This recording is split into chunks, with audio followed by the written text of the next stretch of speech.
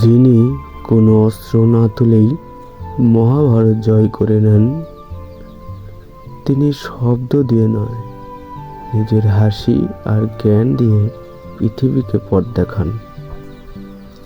তিনি কৃষ্ণ, পরম বন্ধু, পরম সখা, শুধু অর্জুনের নয়, আমাদের সকলের।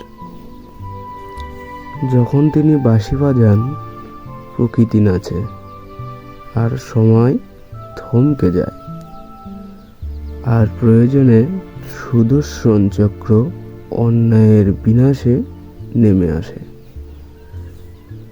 তিনি যুদ্ধ নয়, ভালোবাসা শেখান। মহামায়ার ঊর্ধ্বে মানুষকে দেন আশ্রয়, দেন শান্তির বার্তা। জয় শ্রীকৃষ্ণ।